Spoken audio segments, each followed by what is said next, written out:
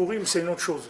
Purim, c'est un jour où on va vivre pendant cette journée-là, on va vivre comme on va vivre quand il y aura la résurrection des morts. C'est-à-dire, quand il y aura la résurrection des morts, il y aura toujours Purim. Ça ne va jamais s'arrêter Purim. C'est-à-dire, Purim, ce n'est pas un jour de maintenant, c'est un jour d'après. Donc maintenant, Hachem nous a fait goûter à ce jour d'après. Et Purim, c'est plus grand que Shabbat, parce que Purim il n'a pas du tout besoin d'aucune contrainte pour fonctionner. C'est-à-dire, Purim, il n'y a pas besoin de ne pas faire quoi que ce soit, tu peux travailler, tu peux prendre ta voiture, tu peux allumer du feu, tu peux faire ce que tu veux, ça ne gêne pas pour Purim. Tandis que Shabbat, c'est une enclave qui rentre dans ce monde, et si tu veux rentrer dans cette enclave-là, il faut que tu sois chômeur Shabbat. Si tu es chômeur Shabbat, tu peux devenir Zocher Shabbat, c'est-à-dire il y a Shamor Vezachor. Celui qui n'est pas chômeur, il ne peut pas être Zocher. Celui qui n'a pas la Shmira de Shabbat, il peut rentrer dans le Zikaron de Shabbat. C'est-à-dire il ne peut pas rentrer dans une vision du monde futur. Il a besoin de Shmira, et après ça vient Zechira. Comme on a dit que Zechira, c'est Oneg Shabbat. Mais Shmira, ce n'est pas Oneg Shabbat. Les Shmira, c'est les conditions d'être accepté, c'est-à-dire d'acceptation pour rentrer dans le monde qui s'appelle Shabbat. Donc maintenant, ça te demande des efforts. Il faut que tu te sépares des 39 travaux. Il ne faut pas que tu parles de ton business, il ne faut pas que tu parles de bêtises, il faut que tu fasses attention. Il y a beaucoup de choses que tu dois faire attention. Si tu fais tout ce qu'il faut, ton dossier est accepté et tu rentres dans Zachor. Comme on dit, Shamor ve Zachor, Bedibur Echad. Ils ont été dit ensemble. C'est-à-dire, si tu veux Zechira, le Zikaron, c'est-à-dire le principe du Zachar masculin, alors il faut que tu fasses Shmira d'abord. La Shmira, c'est féminin, la Zechira, c'est masculin. Et Shmira, ça veut dire que tu es sur tes gardes, tu fais attention. Tu gardes le Shabbat. On dit quelqu'un c'est un chômeur Shabbat. On ne dit pas c'est un zocher Shabbat. Parce que celui qui est chômeur, automatiquement, il est zocher. Parce que c'est l'accès, c'est les conditions d'accès à l'enclave qui s'appelle Shabbat. Pour Purim, il n'y a pas ça. Pour Purim, tout le monde rentre. Il n'y a pas de condition. Il n'y a aucune condition. Même si tu ne lis pas la Megillah, même si tu rentres dans Purim, c'est pas un jour où on te demande de mettre quoi que ce soit. C'est-à-dire, tu fais ça, c'est des mitzvot de Purim, ce n'est pas des mitzvot qui sont éliminatoires. Tandis que Shabbat, si tu fais une melacha, c'est éliminatoire. Tu sors. Alors il y a des gens, Bémet, qui ne savent pas ce que c'est Shabbat, et ils n'étudient pas les halakhot de Shabbat, ils ne connaissent pas et ils veulent faire Shabbat. Et ils s'étonnent qu'ils n'arrivent pas à rentrer vraiment dans le oneg, dans le plaisir du Shabbat. Mais si tu ne connais pas les halakhot de Shabbat, tu ne peux pas rentrer dans le oneg Shabbat. Parce que même si tu dis, voilà, moi je fais rien, donc il n'y a pas de melachot, je reste dans mon lit, c'est tout. Depuis l'allumage des bougies jusqu'à l'allumage de la Havdalah, je ne bouge pas du lit, je reste dans le lit, je dors, c'est tout. Ça aussi, c'est pas valable.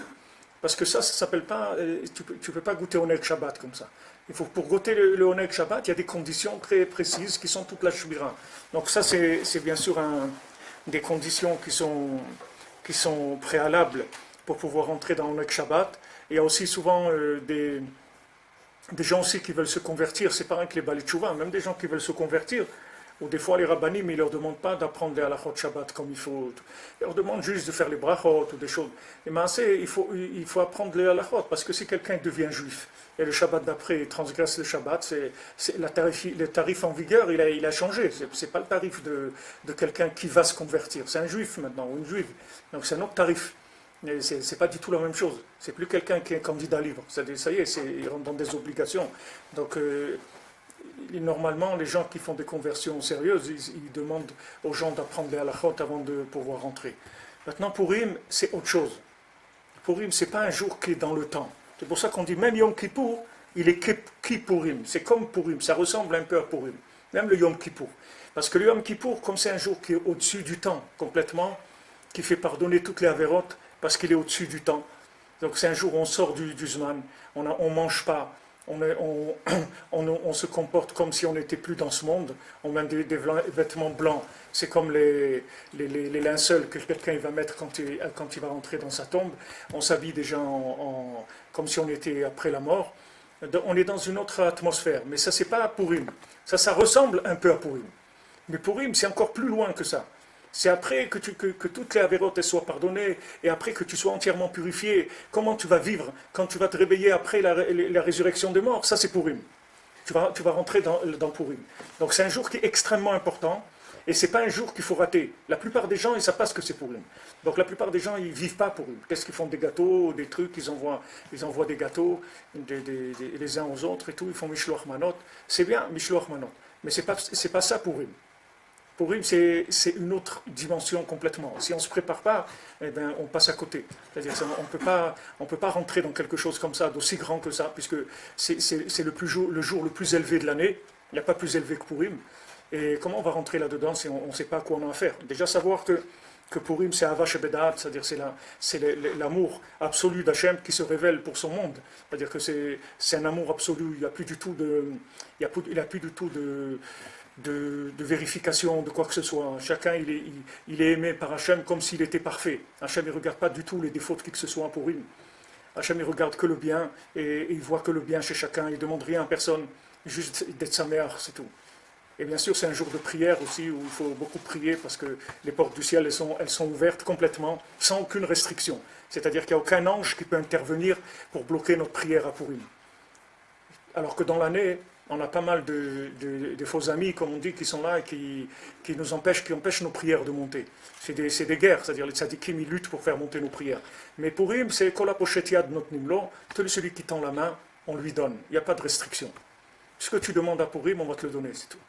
Et si on ne te le donne pas, ça veut dire que tu es fou, que ce n'est pas bien pour toi, c'est tout.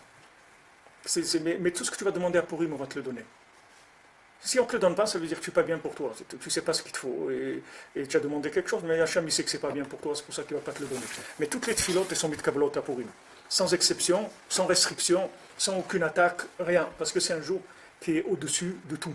Au-dessus de tout, c'est une révélation qui a nulle part dans l'année, puisque c'est un jour qui restera par la suite. Ça veut dire qu'il n'est pas shayach avec ce monde. Il n'a pas un rapport avec ce monde, comme on le vit maintenant, puisque c'est un jour qui restera après.